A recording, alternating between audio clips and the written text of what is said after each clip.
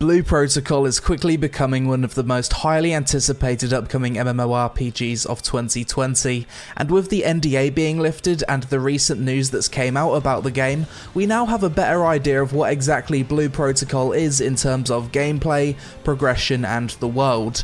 In addition, it's also looking way more likely that this game will have a global release, due to Bandai Namco hiring a localization director for the game, as well as there being no IP blocks for the upcoming beta tests. So visually, Blue Protocol has this stunning cel-shaded anime aesthetic, and currently the only other MMO-ish type game that has this art style is Kurtzspell. Peria Chronicles was another anime MMO that was in development with this same aesthetic, but that game was unfortunately cancelled. So really, Blue Protocol is the largest MMO in terms of scope that has these visuals. Something I was unsure about since the announcement of Blue Protocol was, to what extent is this game an MMORPG? Is it completely open world? How many people can you group with? What does progression look like?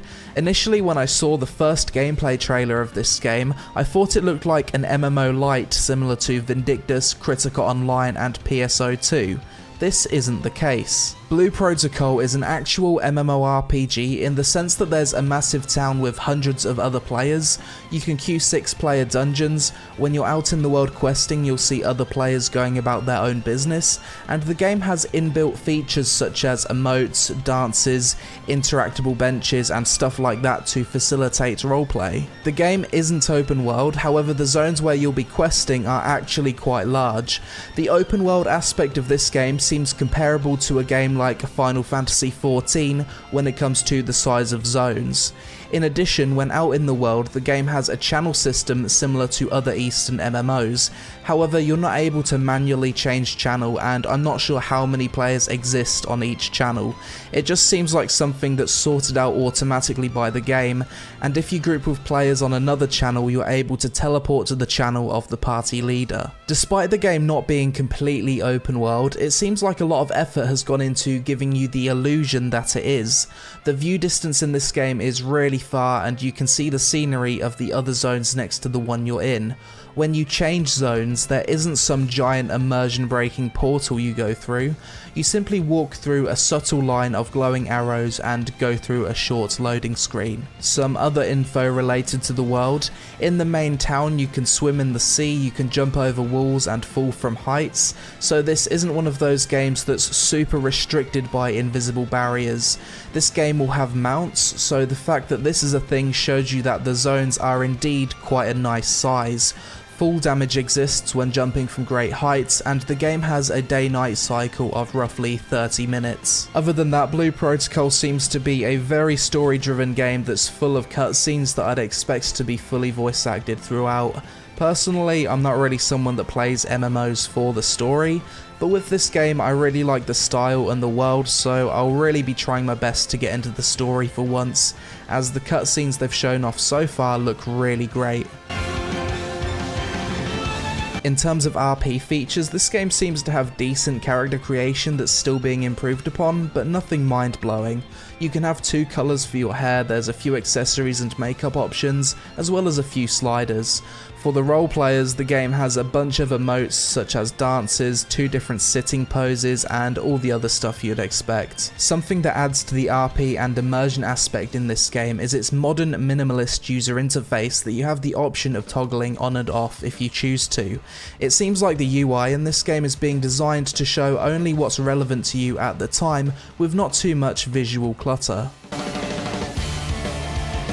Blue Protocol has a full action combat system with an iframe dodge roll and soft targeting, in which you automatically target the nearest enemy to the reticule on your screen. You have a stamina bar, so you can't spam dodge too much. However, it seems like each dodge roll consumes 25% of the bar, so you can dodge 4 times in a row before needing to wait for it to recharge again.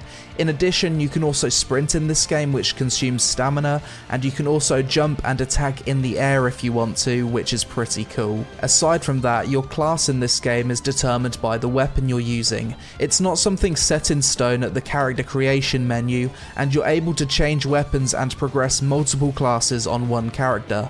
Each class seems to have their own separate progression, however you'll be able to do class quests when leveling up secondary classes to make playing multiple classes easier. When it comes to controls and abilities, this game supports gamepad and looks like a game that's very well suited to using a controller. On mouse and keyboard though, you've got left and right click for your basic attacks, 5 short cooldown abilities and space for 3 big cooldown ultimate abilities, some of which play a short cutscene when used.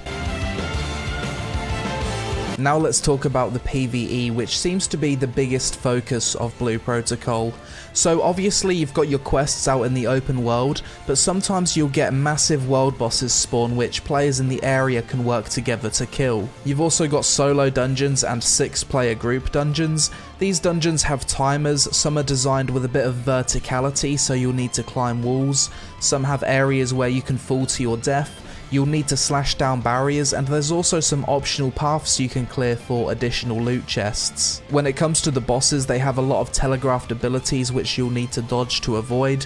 Bosses can be debuffed with poisons and slows. If you die, healers can res you in combat. The game seems to have the holy trinity of tank, healer and DPS, with healers using a lot of AoE healing skills. From what I've seen so far, the dungeons look very chaotic, but thankfully we'll be able to turn off other players' effects to reduce visual clutter. By the looks of it, some bosses have weak spots, and there's talk of a party versus party mode against NPCs, where the NPCs have tank, healer, DPS roles. There's not a lot of information on this though, the devs just mentioned it's something they're working on. If a high level player joins your group for a low level dungeon, their damage will be scaled down to not make the dungeon a complete face roll, and upon entering dungeons you'll be given free consumables which will be taken away when you leave. Now obviously there's probably a lot more in terms of PvE content that we can possibly expect, such as raids and raid bosses for more than 6 players, but there isn't too much info on this yet.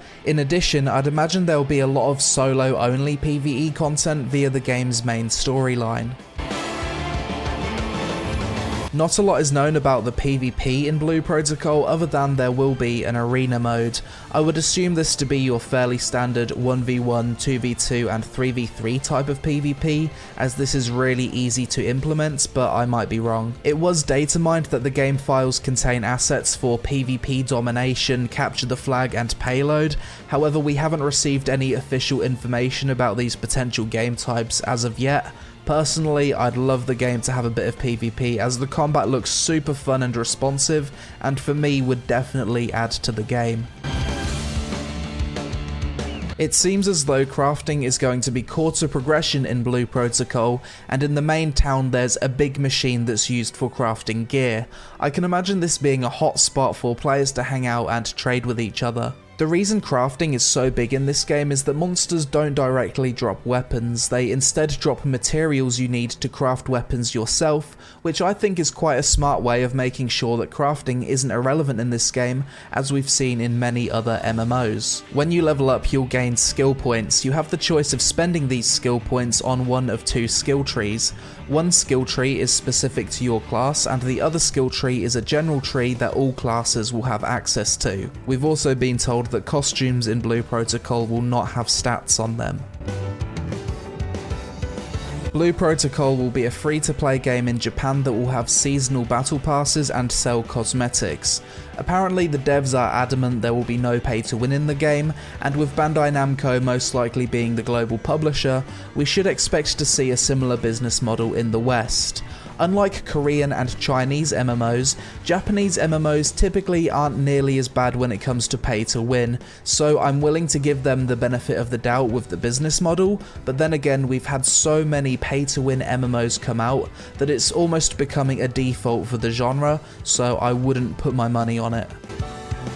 Overall, I'm actually quite optimistic about Blue Protocol, especially now as more information has came out about the scope of the game being quite a lot bigger than it initially seemed. From what we've seen so far, I think the game has a really beautiful and charming style about it, from the music, animations, sound effects, and general direction. I can imagine this game being an MMO anime fan's wet dream. The combat also looks really nice so far. I like that you can attack in the air, you can dodge multiple times, and your stamina recharges fairly quickly.